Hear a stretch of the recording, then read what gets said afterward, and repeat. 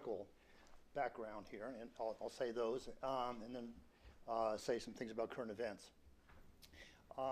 The problem of the technology interfering with privacy or raising questions about privacy is not a new question at all. It actually, I think, goes back at least to Plato. Philosophers like to cite the old guys to show that we're still relevant. And Plato, if you've read The Republic, had this story. It's a science fiction story. And the science fiction story is about a story called The Ring of Gyges.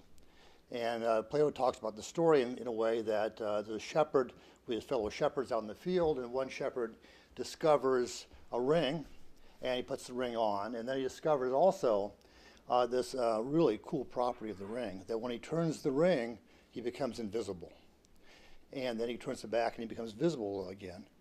And he discovers also that when he turns the ring and becomes invisible, suddenly his fellow shepherds don't even realize he's there, and he can kind of spy on them, and they don't even realize that they're being spied on.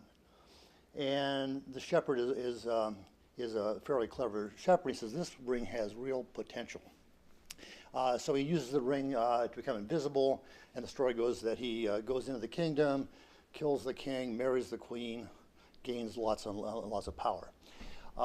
So it's a story about invisibility, right? It's a story about how you can accomplish a lot and get a lot of power if you're just invisible.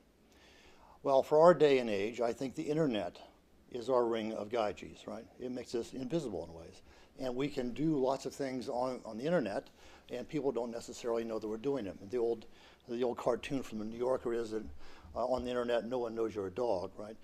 So it's a possibility to send information without knowing really who's going to receive the information. Also the possibility of receiving information and not knowing who is sending it.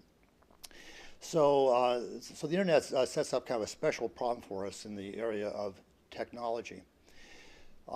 Technology in general, I think, generates problems for us, and I think computing technology in particular generates problems for us.